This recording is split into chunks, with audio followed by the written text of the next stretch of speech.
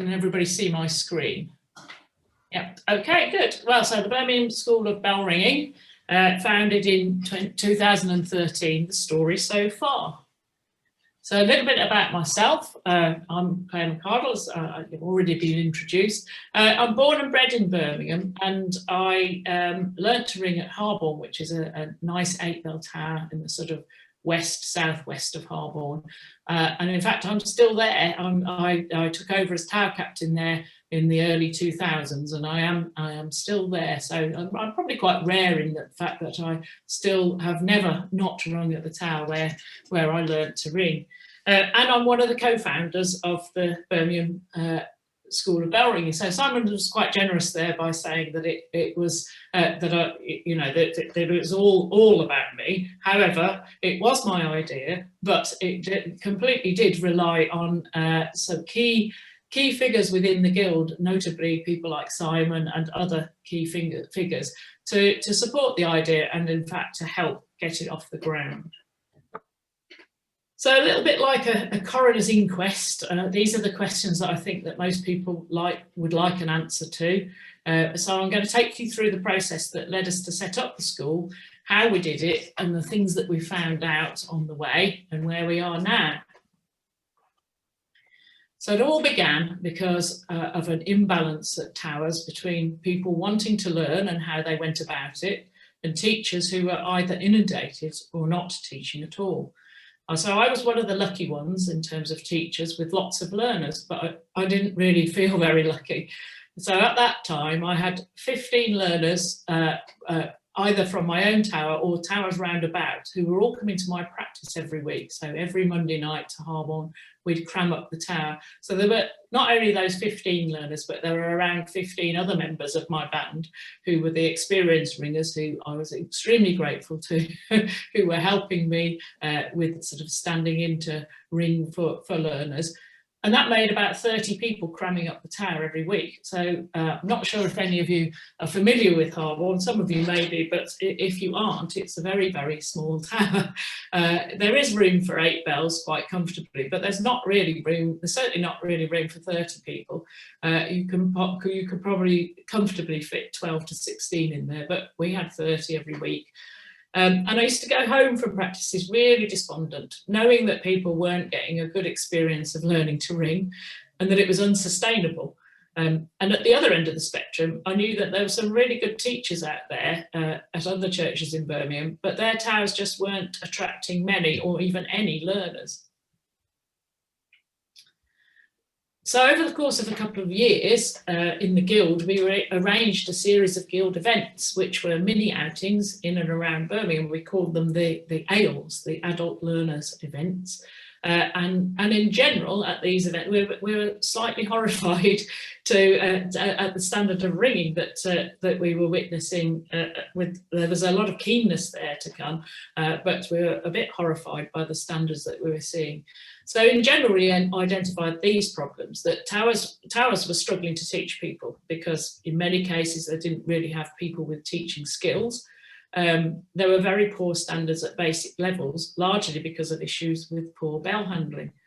And ringers who were coming on the outings were frustrated that they weren't making any progress. And we perceived that there was a huge divide between expert ringers in the city centre and the grassroots ringers at the suburban towers. And we were really grateful because a lot of the expert ringers in the city centre did come to these events to help out. So we had to think about it, and we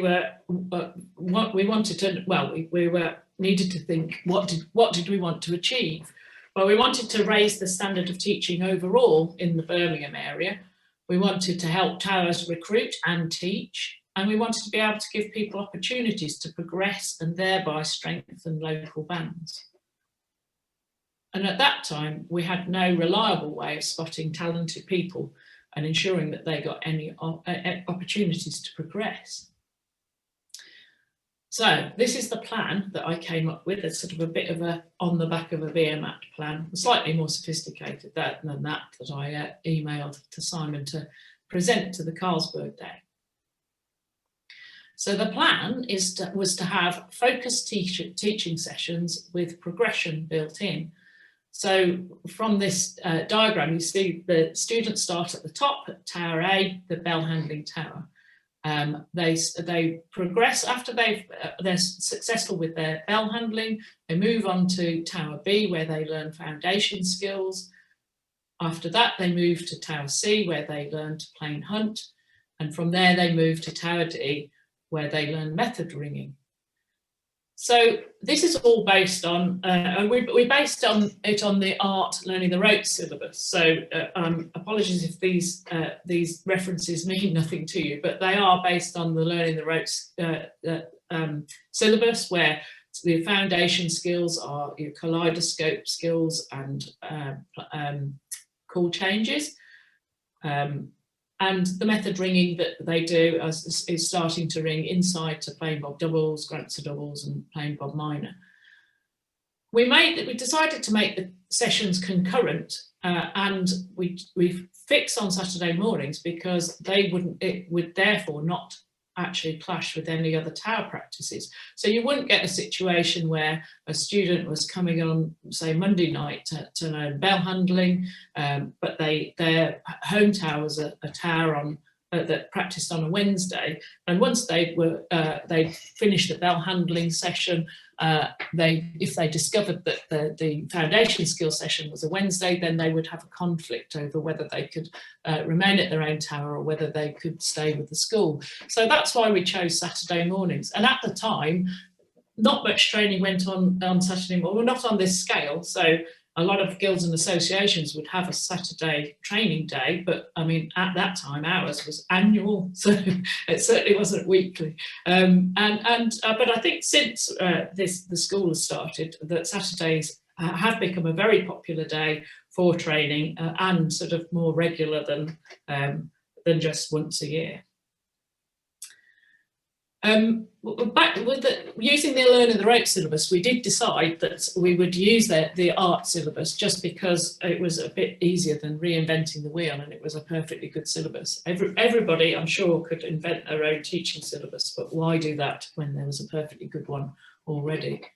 So yeah, we charge. So we decided from the outset that we were going to charge for our sessions. And we set the rate at a typical weekly charge for something like Weight Watchers or Slimming World at £5. And we charge £3 for concessions for juniors and retired people, basing that on organisations like Scouts and Brownies. We wanted people to value the training, and we wanted them to show commitment by paying. And we also wanted those delivering the training to be committed, knowing that students are paying for something that they could get for nothing at a local tower, but without that guarantee of quality. And we also have to pay for the facilities that we use, and we wanted to ensure that students had resources. So in order to do that, the money that they pay, that pays for a weekly payment to towers that we use. And we buy all of the books and resources that we want our students to have, which actually guarantees that then they get it. So it's, I'm sure people have been in situations where you can say, well, it would be really good if you could have a look at that book, or and if they haven't got it and they don't buy it, then you know you've hit a dead end. So we provide all of the resources that we want them to have.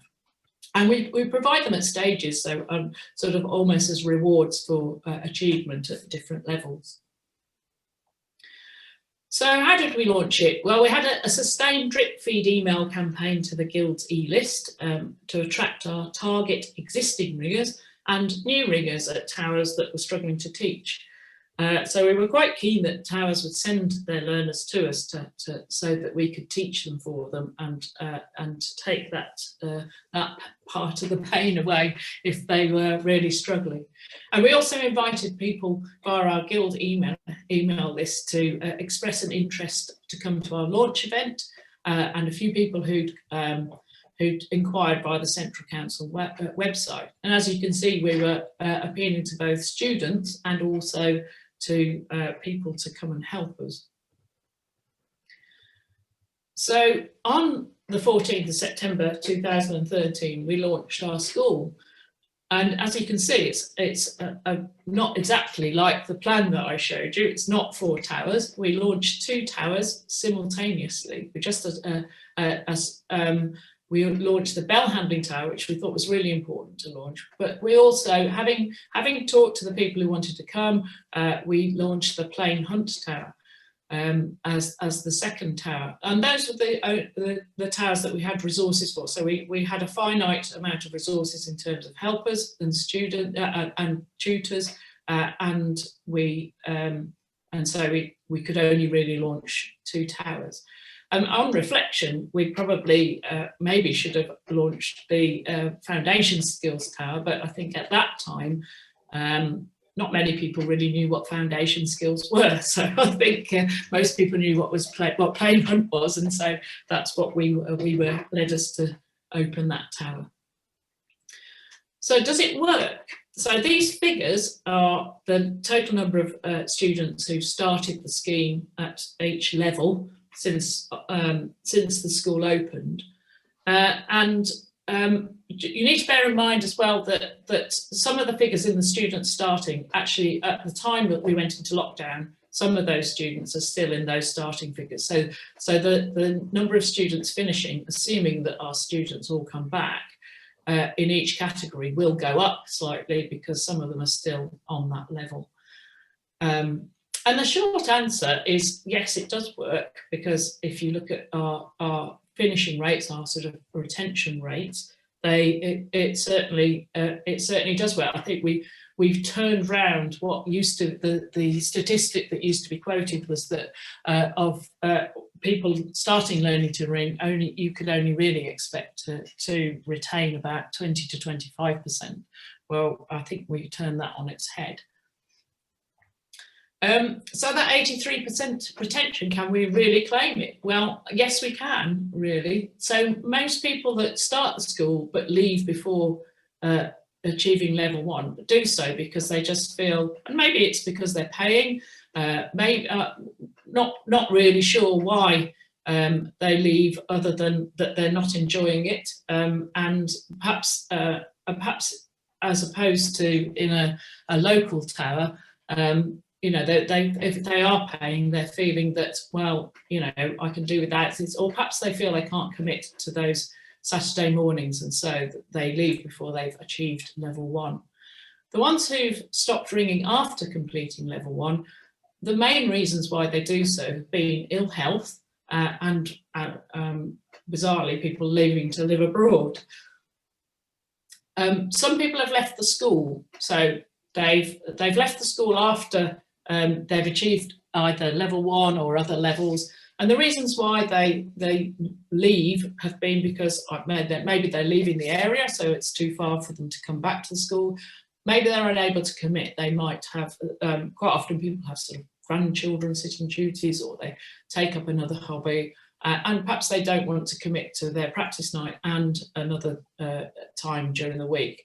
And sometimes they leave because they've reached the limit of their progression at that moment.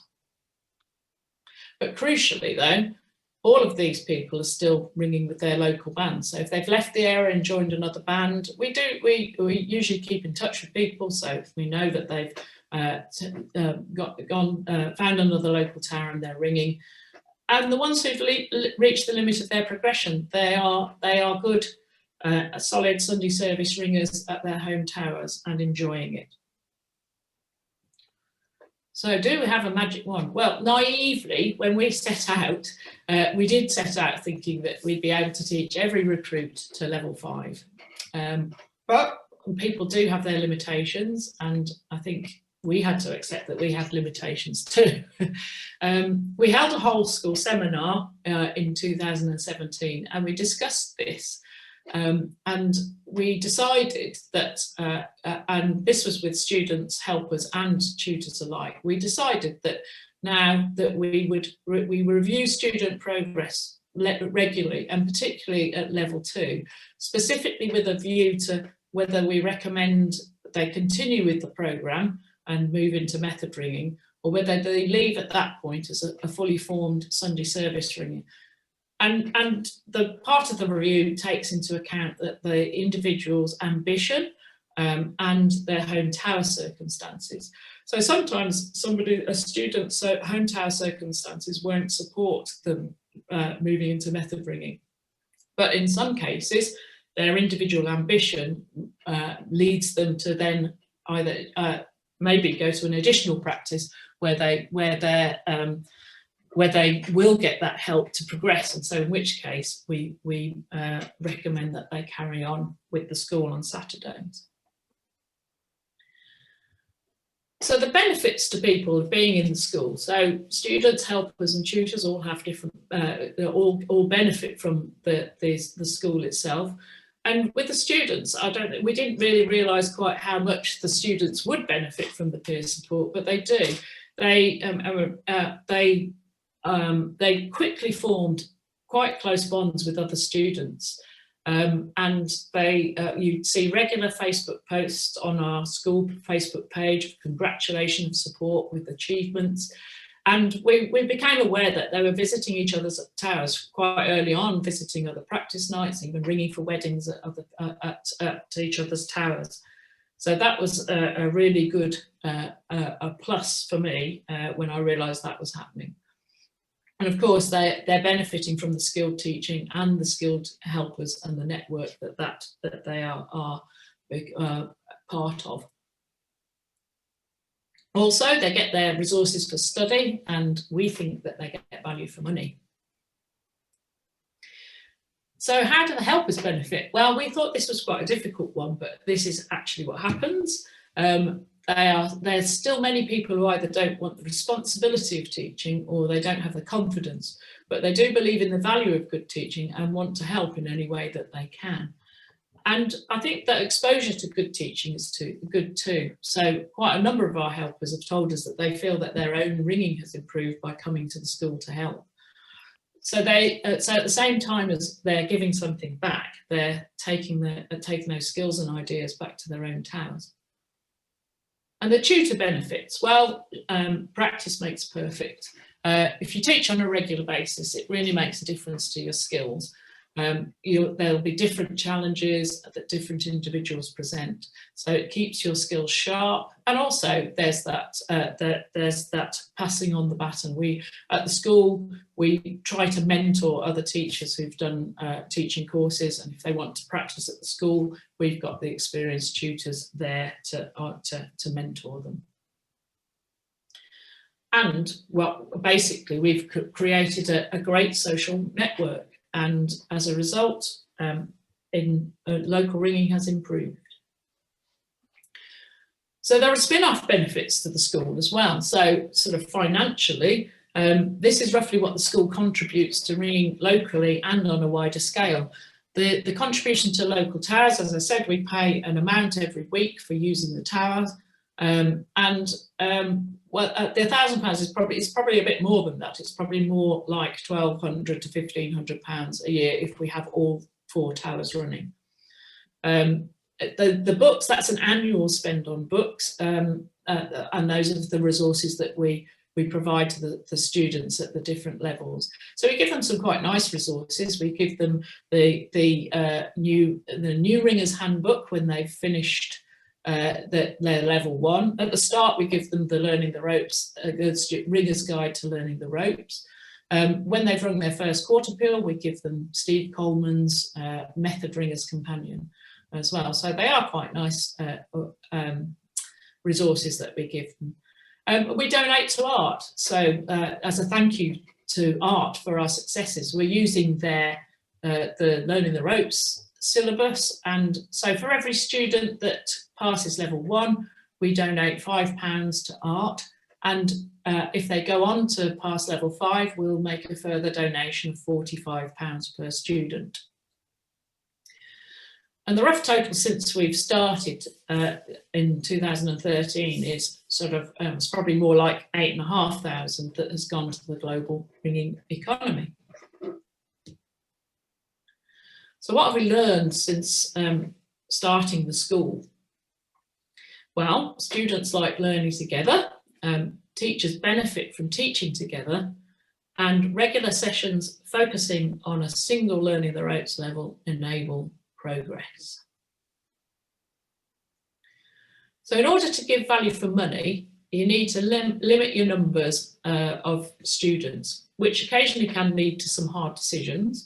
And obviously you need to be, sometimes you need to be managing waiting lists.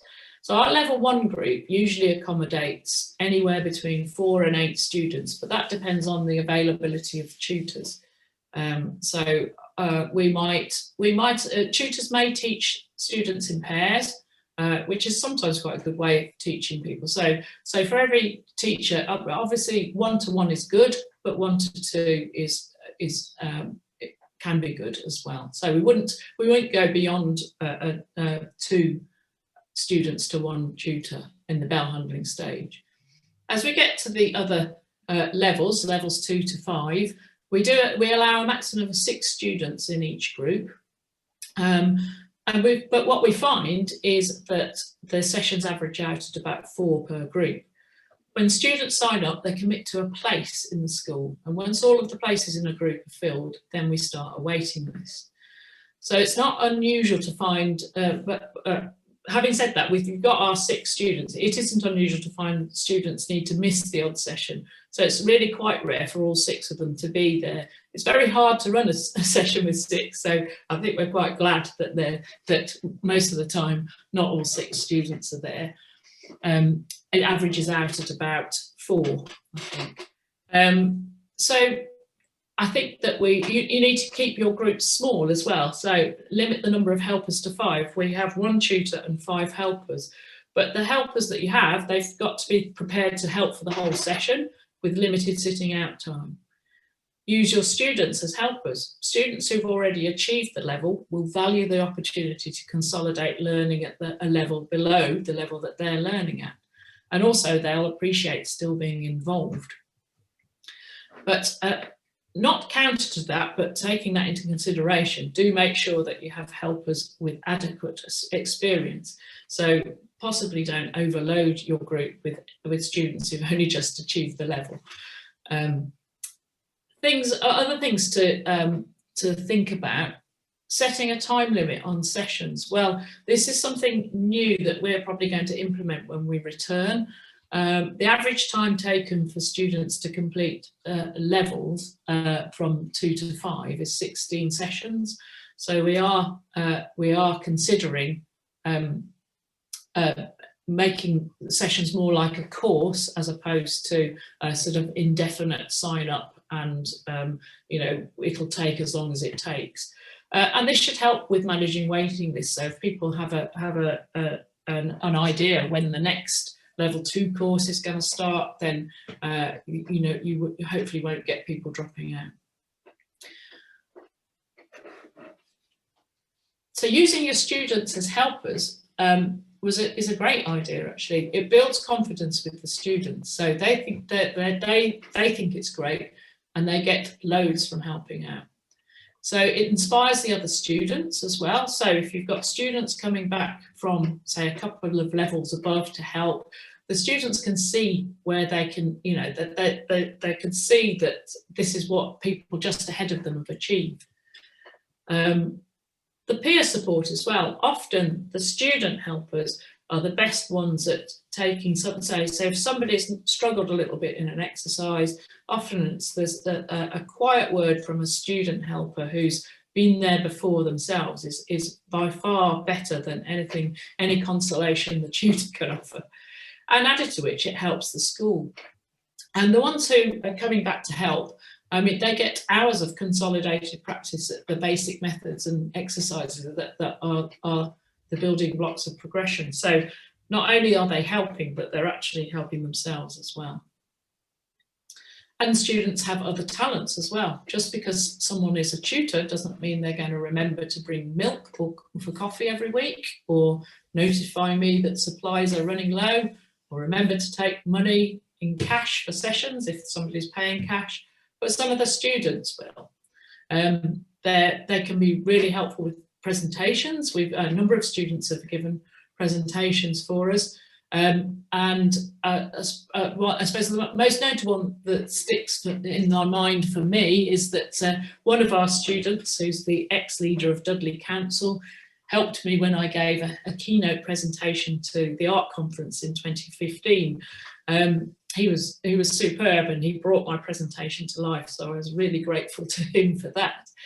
And we get students who use ringing apps to demonstrate them to the other students. So I'm a bit of a dinosaur when it comes to ringing apps and things like that. And but students who've just learned to use them themselves are often the best demonstrators and teachers with those sort of things. And students are our future. I'm sure we all know that anyway, but it is definitely happening.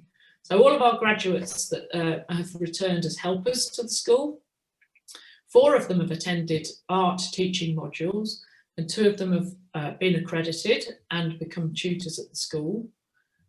2 of our students have taken over a silent tower and got the bells ringing again, and they've now recruited and are teaching their own students. And at least another 2 towers within the guild have been almost on the point of collapse, but their bands have been rejuvenated by sending students, sending their learners to the school, and a lot of those learners are now in positions of responsibility at the towers.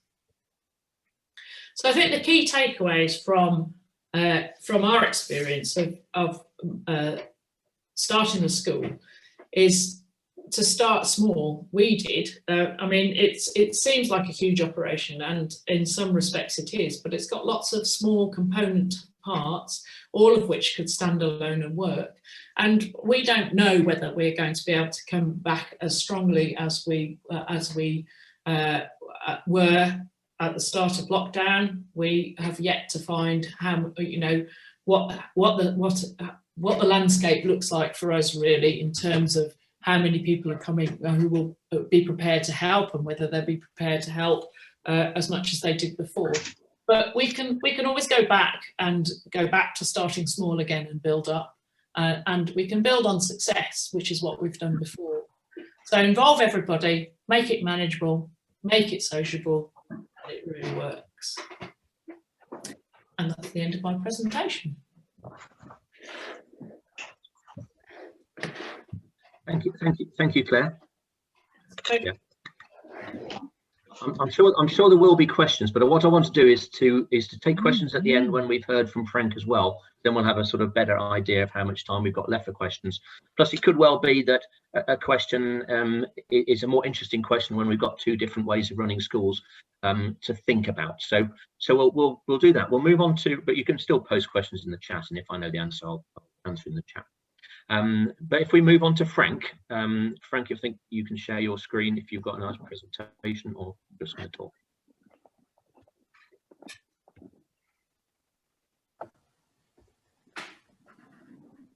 Hello, calling Frank. Yes. Yes. Okay. Struggling with the technology here. I think that will share. Has it shared? Yes. Lovely. I haven't got it on the screen, so I've got to get on the second screen instead. Never mind. Welcome, everybody. Thank you very much for being invited. Ledbury District is one of 8 districts in the Hereford Diocesan Guild. Sorry, my technology is not working. Hold on. Yes, it is now. Herefordshire is not Hertfordshire. We're just to the east of Wales. We're a bit southwest of Birmingham. We're halfway between Hereford and Worcester. And we are just to the west of the Malvern Hills. There are 8 towers in our district, 7 of which have got bands. And we are very fortunate that there's only 9 miles between them all. So it's very easy to get between them. We've worked very hard over the years to help and support each other. So what have we done that is different?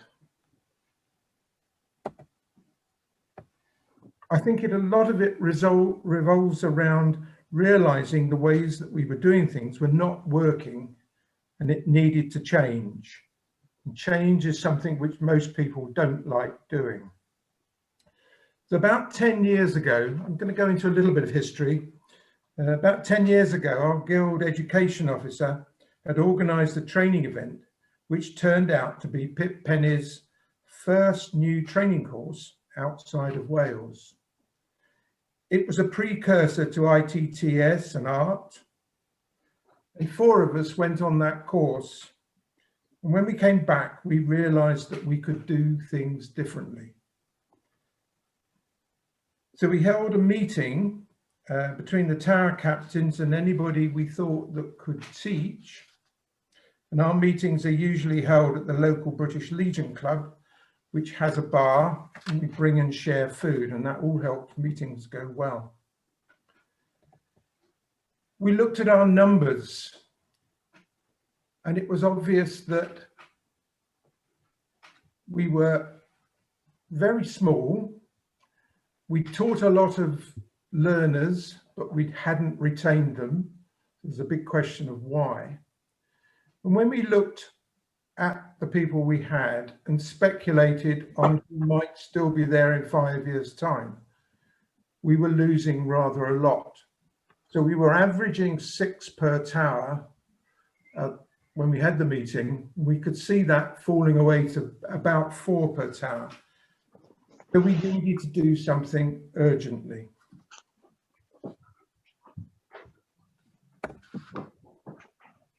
What we decided was that we would all do some training as teachers, that we would teach together and not on our own.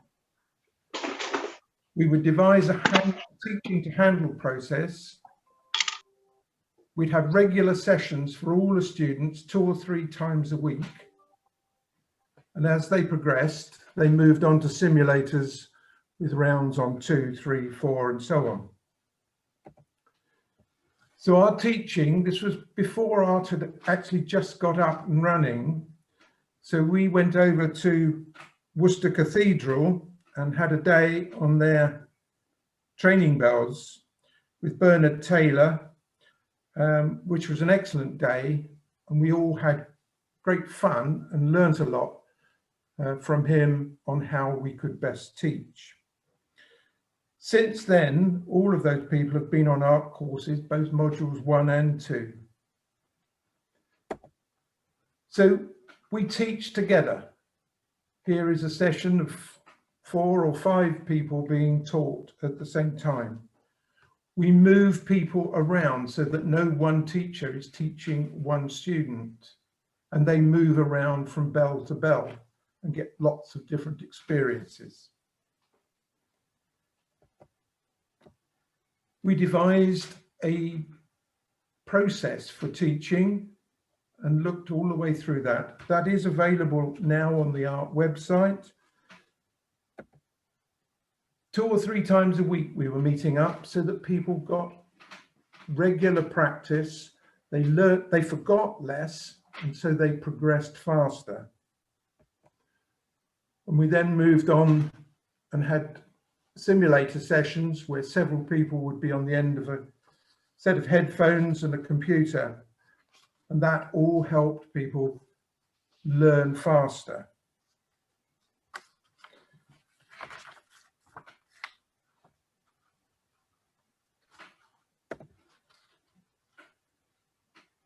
The thing that we worked on a lot was that if we wanted to do something and we saw that somebody was doing something, we'd take that practice or idea, we'd adapt it, improve it, and adjust it for our circumstances.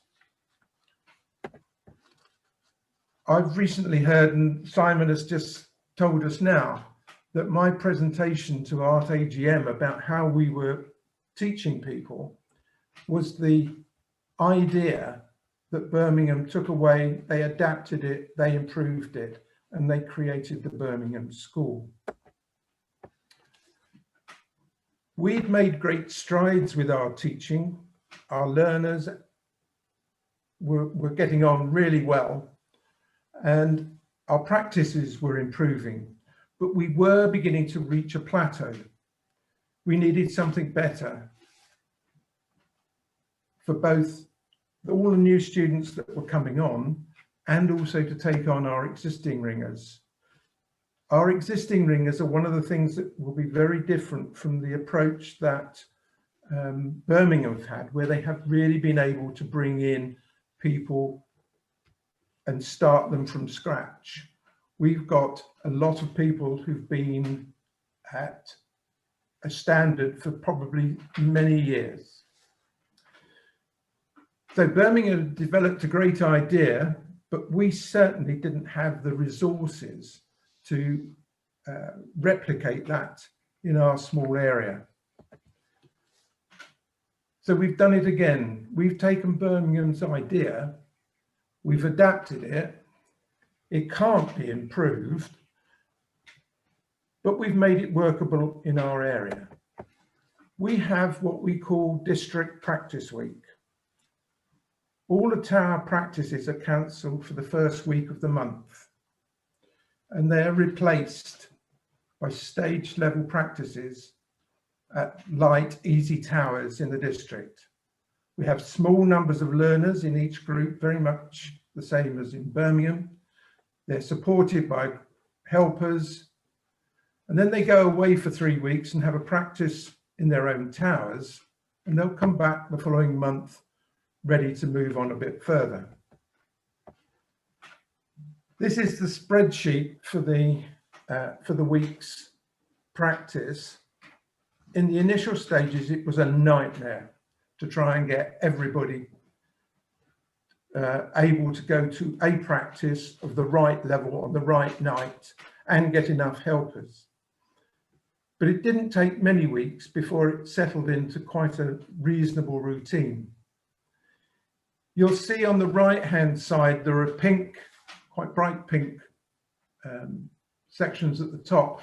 Those are our helpers. And as you can see, we're very fortunate. We've got a lot of more experienced ringers able to help, but it amounts to about 1/3 of our whole district. The coloured sections show the different levels that we've got. We start with the fundamentals and plain hunt, and then we move on to plain hunt, plain bob, doubles, and then on into minor and things greater than plain hunt, plain bob minor, such as little bob and things like that. We also have a plain bob and Granzer triples session. Unfortunately, that was always at our Ledbury, which was a heavy-ish 8, and some people did struggle with that. So it was one of the things that came up later, was how we extended that.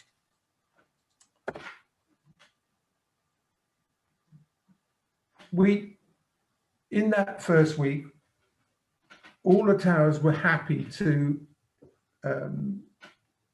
cancel their practices and join in with the process. There were 1 or 2 people who were a little bit hesitant, but it did really, I was surprised how everybody did back into it. Everybody's invited to a particular practice, and they are asked to confirm their attendance, so that we always make sure we know which students are coming and what helpers we've got, so that we are covered for the evening. We never have more than 5 students. It just makes it impossible for everybody to get a decent ring in an hour and a half's practice if we have more than 5 students. Our leader of each evening would be an art teacher. They'd have 5 or 6 helpers with them. At any one time, there would be 1 student in ringing.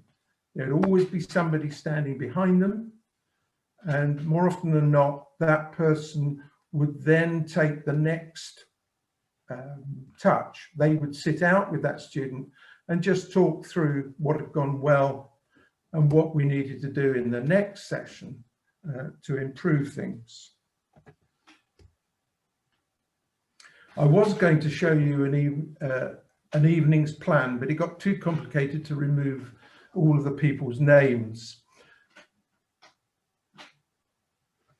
During this time, 2 members of our district have taken art module 2C courses, and we used these courses, these weekly courses, as their development, and they were running the sessions, and they would list out in great detail exactly what the student was going to do, what their strengths and weaknesses were, and to look at each small step that was going to be needed.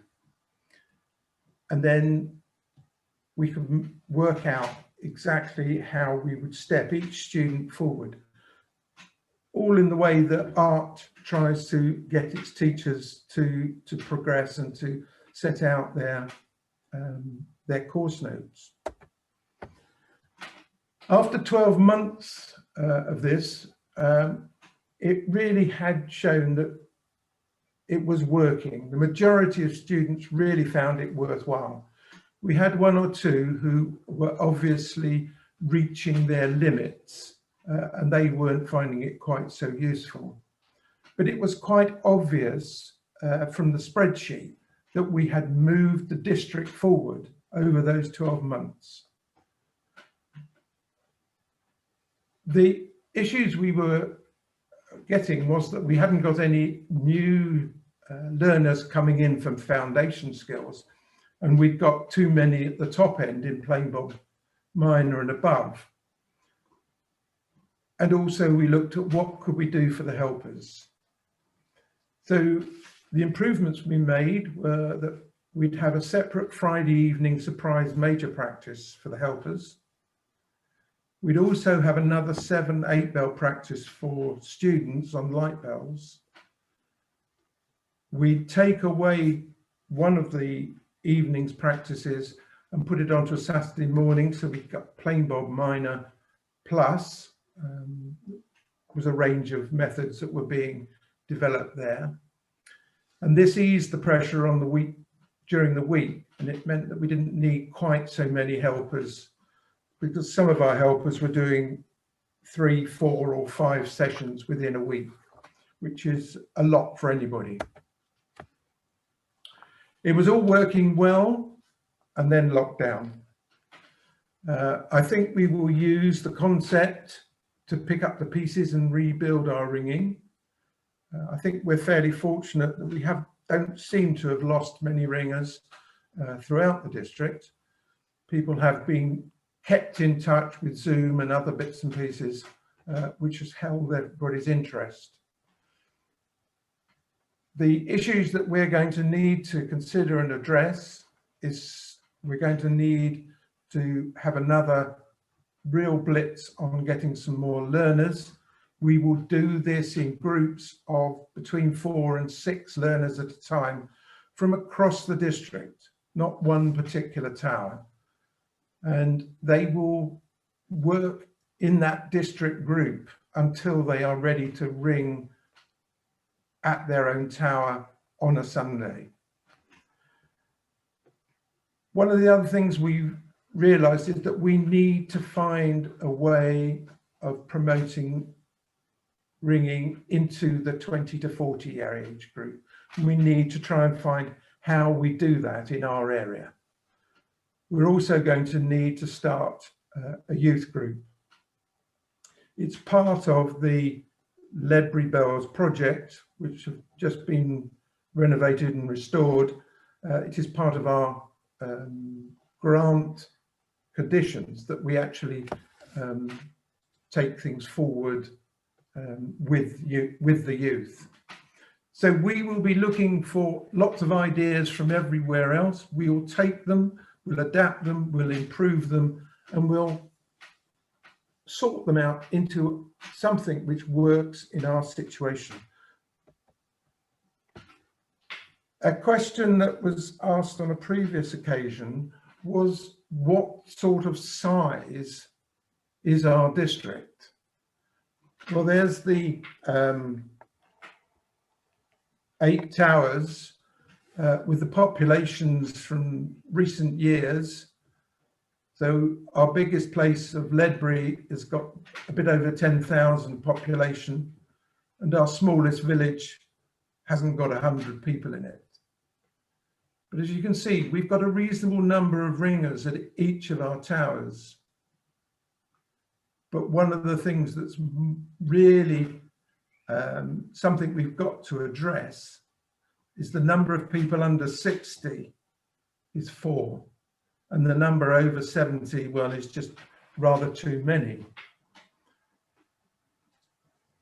We have also got, we are fortunate, we have a fairly large number of art teachers.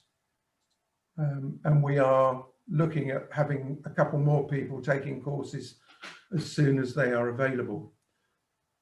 So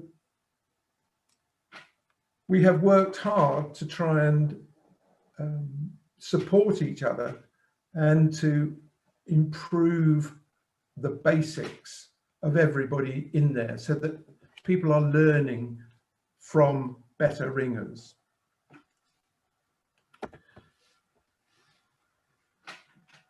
One of the other questions that has always been asked of us at any of these sort of situations is, we don't have the level or the number of experienced ringers, what can I do?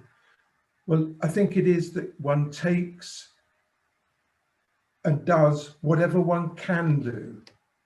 It doesn't have to be a Birmingham school. We've taken and made something smaller than that, something which works in our area.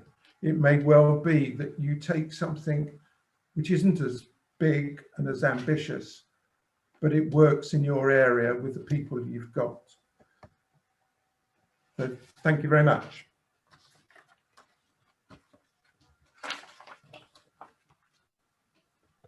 Thank you, Frank. More inspirational stuff. Right, if we can unshare. Just trying to do that. Okay. And then I think we'll probably have some. I'm sure we're going to have some questions, because there are some questions coming through as you were talking, and I'll just run through some of those.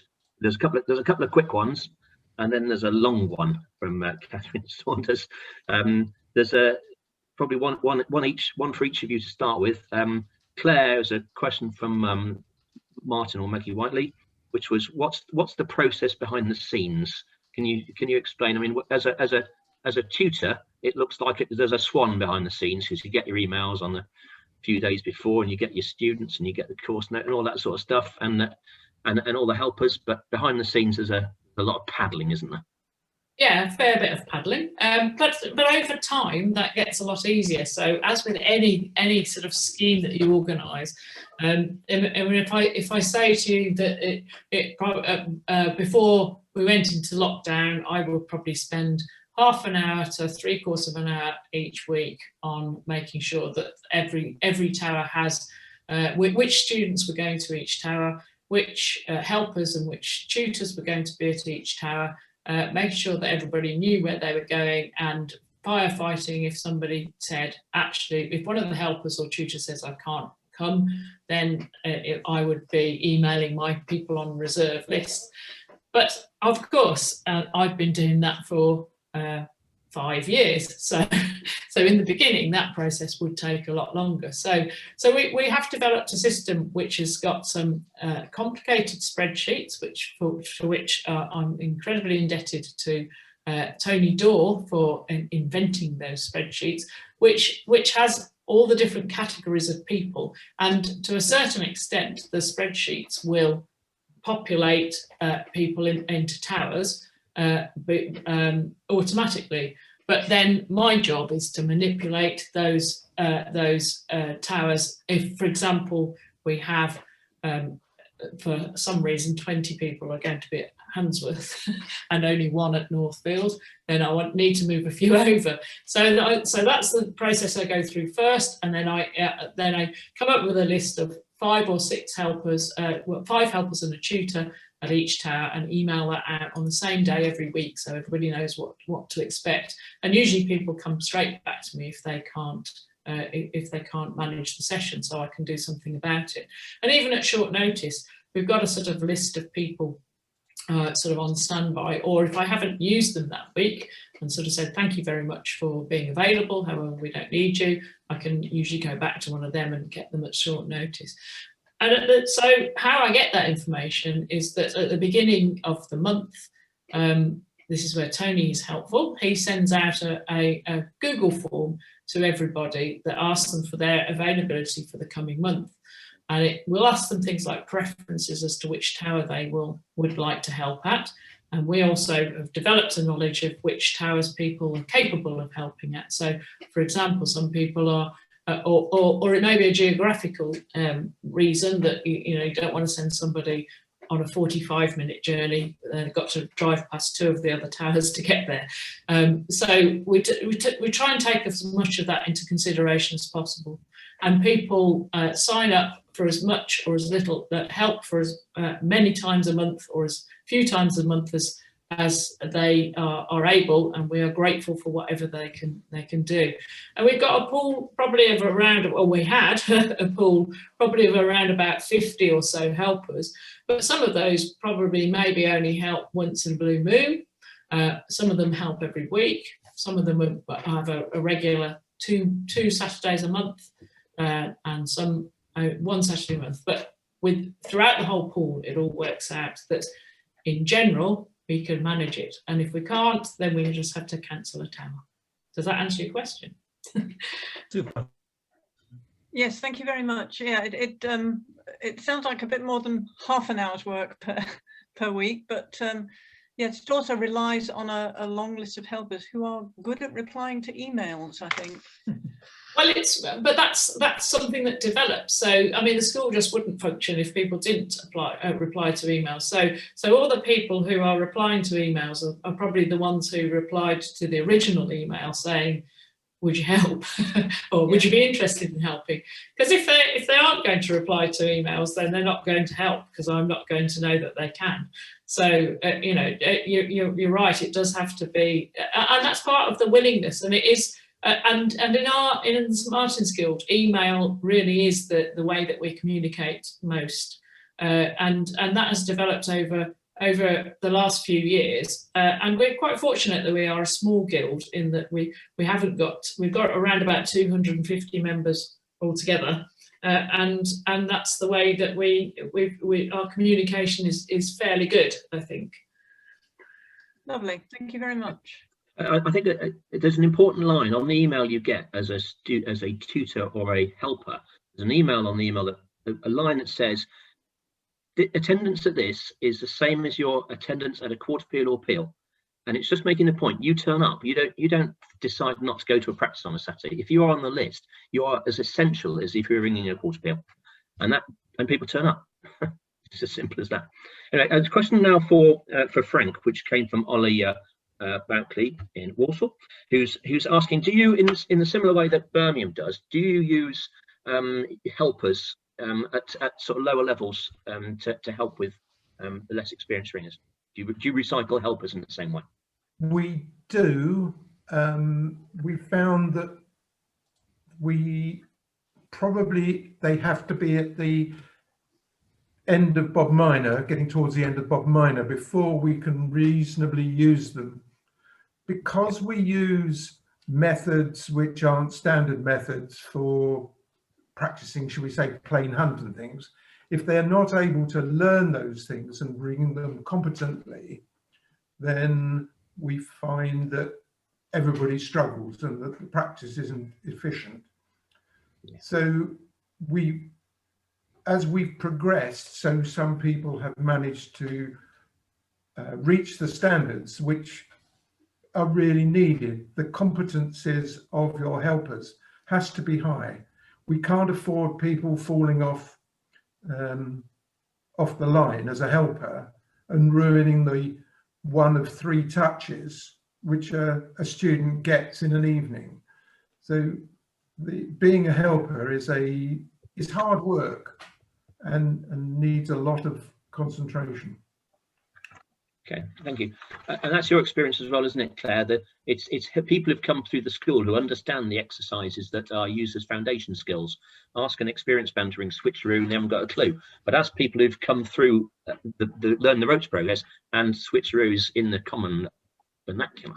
Well, yes, and as I said, when we started the school, we probably should have started with foundation skills as our second tower, but as nobody knew what they were, really, everybody sort of responded and said, oh, I think we need to do plain hunt.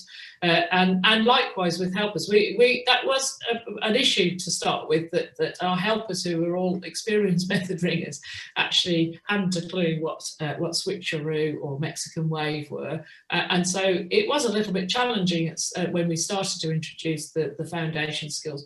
But that sort of that problem has gone away as our students have graduated or have moved on, and they are the perfect helpers at that tower. Something that just occurred to me, Frank, was that if you could possibly squeeze it in, you could have another session in your district practice week and have one teaching your sort of your more advanced students to ring those method exercises that help them to ring the methods. So you sort of grow a few more helpers as part of your practices. I think that actually gets picked up to some extent in the tower practices, because these people have gone back to their towers and need to practice those things, so the rest of the band's got to learn them. So there's usually several of the teachers are around and know what these things are, so they are being taught in the towers as well, fortunately. Okay, like Catherine Saunders is I mean, there's quite a few experience of her own experiences, but I think I could distill the question into something quite simple, which is how do you motivate people who might actually like just going out ringing their quarter peals or peel ringing or going to the pub? How do you motivate people to, as we say, send the elevator back down and get involved with helping at a school instead of just enjoying themselves? Claire first. I don't know, is the short answer to that. Frank, you got any idea? Well, I think it happens, and I think success breeds success as well. So I do think that if you start a culture where people help, then that's what it gets easier. So I wouldn't say that we. I would say at my own tower at Harborne, pretty well. I mean, maybe it's my personality that they're too frightened to resist, but I tend to find that pretty well all of the ringers who ring at my tower will come and help in the school, and certainly you haven't got to put too much pressure on people, and maybe sort of do it by stealth a little bit. Invite somebody along to a practice that you know is going to be good, that they might enjoy actually helping at, and perhaps if they did enjoy it, then they'll come again. Yeah, Frank, what's your how have you achieved it? I think it is that everybody realizes that they have had help to get where they are, and they've got to put something back in. And it's a sort of message that I put across to all of the towers. I do go round all the towers, probably visit all of them once a week to once a fortnight. I'm at every tower, and I'm putting that message out. And when we put this forward, everybody was happy to do it. We did have a big meeting, and we had an open forum discussion about it beforehand. And everybody just put in their queries and questions, and it was obvious that everybody was going to have to be part of this process, and everybody has been.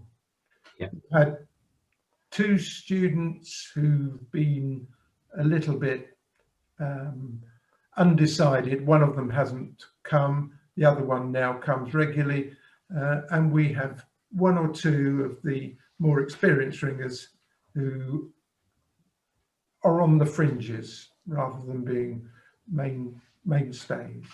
Yeah. But actually all 50 odd of the district are involved every month. Okay.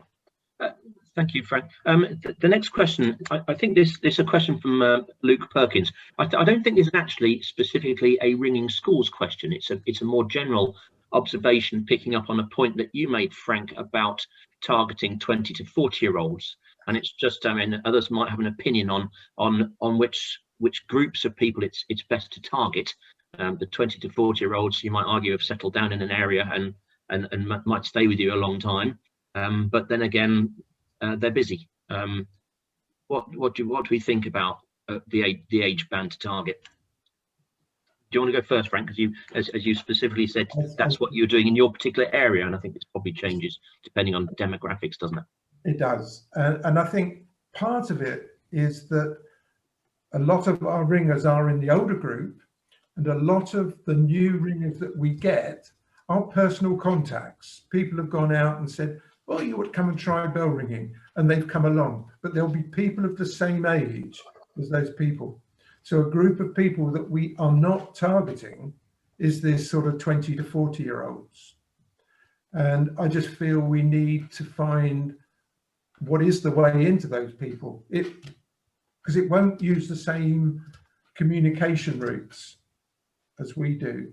So we've got to find what are the routes that, you know, the school mums and dads, what is their communication route? That's where we've got to try and get in. It may not work, but if we don't try it, it's a big chunk of the population we're not targeting. The younger children, we're a fairly small group. We have one secondary school of about 1,500 to 2,000, and that will be really all of the children in our area, and a slightly wider area. But that's where we're going to be targeting, and we will do that in Ledbury, and we've got the new facilities at Ledbury, so that's what we're hoping to do there. Okay, thank you. Claire, what's the demographic profiling of the school? It doesn't specifically target, does it really? It's a bit more reactive. Well, and we don't specifically recruit either, because so my answer is not going to be very good to this, because we don't specifically recruit, because we don't actually have if we tried a recruitment campaign and it was successful, we would actually struggle, because we have a steady flow of learners who come from Towers. And we also we do pick up a few learners coming through our school website who inquire and start learning, and we don't set any sort of, but initially we take all comers, we take everybody who comes in. So we didn't come unstuck, but we did have difficulties with ringing remembers campaign, because that really did cause us a bit of a problem, in that we had to form quite a long waiting list, and I'm sure that we lost a few ringers along the way. So not being able to take some, I was advising people who inquired to actually contact their local towers if they wanted to ring, sort of rather than saying a blanket no. That's what I was doing. But I'm sure quite a few, I contacted quite a few of the towers and said, has this person turned up, or have they contacted you? And in many cases they hadn't. So we probably lost quite a few recruits over ringing remembers, but just because we couldn't have handled them. And it did cause issues further up the school as well, because we had a glut of people at one level, at a lower level. And it did mean that we had to sort of ask our students to bear with us while we tried to sort of firefight with them, really. So it's not always. And a point about the school is that we may have had that plan that I outlined in the first place, but actually it's quite a dynamic plan, in that it does change from year to year, or go and to accommodate what's coming through, really. So, you know, it's not exactly as we envisaged it in the first place by any means. Yeah, good, thank you. Another question here. This question's coming from Matt Lawrence. This is a question which is very much of the moment, and it's do you think that Ringing Room is going to feature in the way you run your operations going forward? I'm sure it's featured over the last 12 months, but do you see a place in the way the schools specifically operate? Frank, what do you think? I have done very little Ringing Room, mainly because I've been involved with the Ledbury restoration project, and it took most of my time. We have had one of our ringers did 4 sessions a week, so it has been used quite extensively in our small area. I think it will continue, probably more as a teaching, so people learn a new method rather than a regular thing. Right. Okay. Yeah. Clare, are you thinking about it? Well, I'm not sure that Ringing Room itself will feature in terms of, say, a Saturday morning session, although it may. But I think what we'll be keen to do is to get back to the school as it was, and people getting that practical experience on bells. But what certainly will happen, I'm sure, will be that we will have theory on Zoom. We will be able to do theory with sort of, I mean, there's an incredible amount of resources out there now. So I'm sure that groups will be having scheduled theory sessions, and some of those, of course, could involve Ringing Room if it was required. But that will also depend on the particular tutor's propensity to use or not use Ringing Room, I think. Well, the next question, we've got a couple more that have come through chat. Now, I think this is a very interesting point, that where you have an influx of students, you do have the opportunity to teach teachers at the same time as teaching students. Not easy to do, but to what extent was that an intention of your schools, and has it been successful? Do you want to start, Clare? Teaching teachers at the same time. It was definitely an intention to teach teachers at the same time, and to a degree we have, but I don't think we've managed it to the degree that we would like to do. And one issue is, I mean, as I said in the presentation, we have had four students who have come through the school and who have gone on to do art modules, 2 of whom have become accredited teachers. In fact, 3 I think have become accredited teachers, and 2 of those are teaching in the school. So which is great, but I think we would like it to have been more. One of the issues, I think, though, is that there are issues around how confident these teachers feel teaching alongside teachers with 20, 30 years of experience. And I'm sure that sort of some reluctance to actually come and teach at the school, even after having got their accreditation, is down to that. And that's something that obviously we would it would be nice to address and to make sure that people do feel a bit more confident. And I mean, it's still an aim, and it was a sort of stated aim at the very start, that we would actually like to sort of cascade teaching into local towers as well. So if we could mentor people through their teaching at the school, but I mean, it's something that perhaps that I mean, as we've already established, I have a lot to do with sort of organising the whole thing. This is something that I maybe should be trying to delegate, and getting somebody to concentrate on actually looking after the tutors, looking after the idea of recruiting some teachers. And some helpers who've come through the school have gone through and done the art teaching modules and have become tutors. So sort of yes, but we'd like to do more. Yeah. Frank, teaching teachers? Yes, we've very definitely had 2 people who've been on art courses and have used our district practice weeks as their learning process, and they have worked really well. One of those was somebody who learnt under the art scheme some 6 or 7 years ago, 6 years ago. and the other one is a more established ringer. Both have benefited hugely from being able to teach on those courses. We have teachers in every tower, art teachers in every tower, and we still work because we work together. And if you like, our school is everybody. It all works together. It isn't as though we're having to feed bits and pieces out to and hope that it will expand. No, good. We have a good covering of art throughout the district. Yeah. Okay.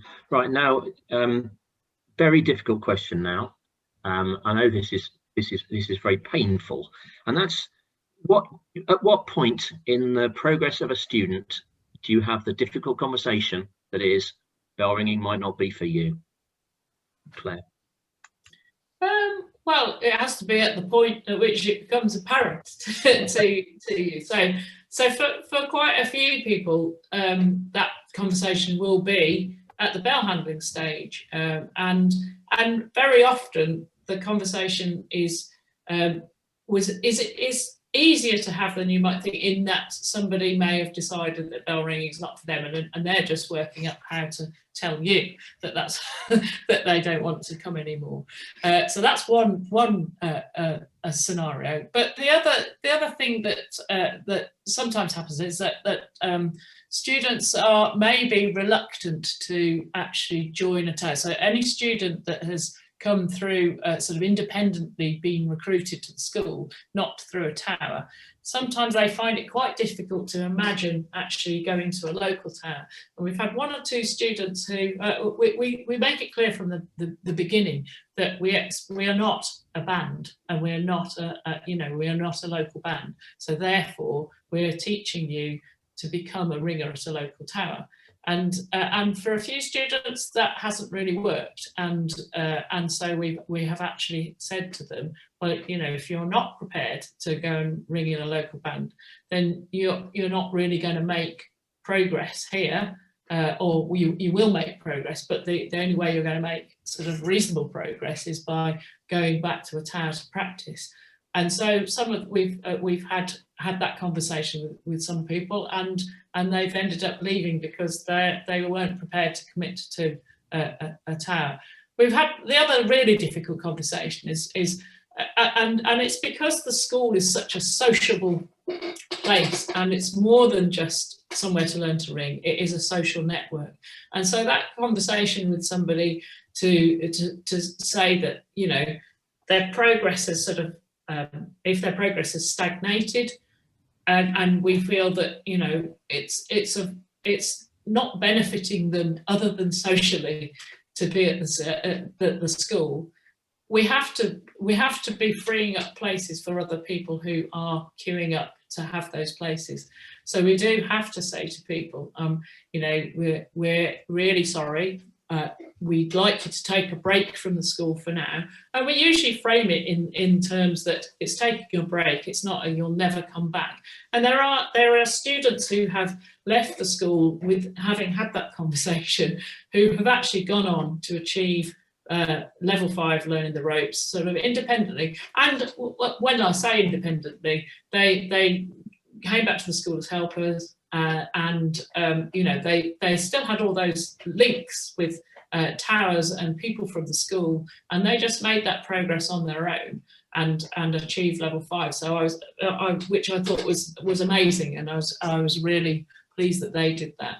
But the ones usually the ones who end up leaving the school and possibly don't come back or haven't come back yet, they find their niche in their local band, and they're all still ringing. So it hasn't been that much of a killer blow to them, in that they've found their niche. They're still ringing. They've still got contacts with the school. I know you can see from following social media that or students mention them, and they seem to be getting on perfectly well at their own towers. It's unpleasant for us having to have that conversation. It's unpleasant for the students at the time, and we wish and we hope that we're always hopeful that we'll find a better way of doing it.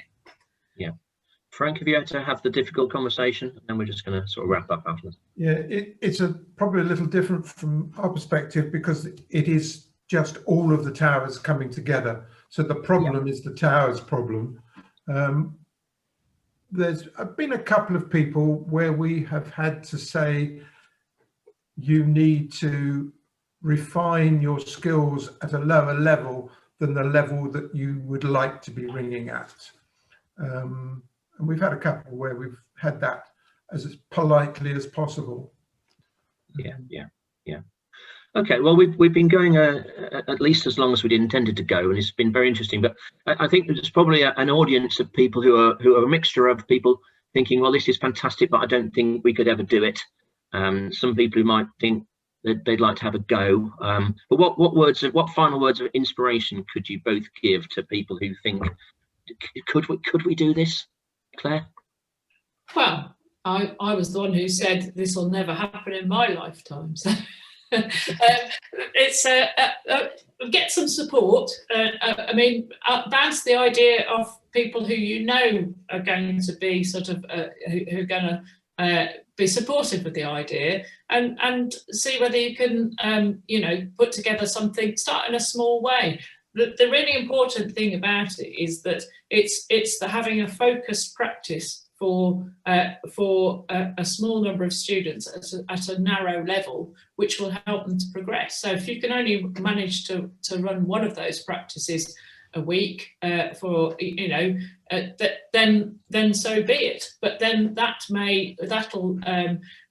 could lead to you being able to recycle those learners that you've just taught to help you with a group lower down, and there you go, you've got a second practice going. So it's just about growing it from small beginnings. Yeah. Frank, how could people emulate or pick some things from what you achieved? I think, as Claire has said, it's really starting at a level that you can manage. Now, that might just be one tower says, okay, I'm going to take one student and I'm going to take them off somewhere else, help them out over the next few weeks at a particular tower where you know that they can ring that thing and come back. It might be you can manage a bit bigger and a bit wider. And so it's finding something which you can manage in your area. Mm.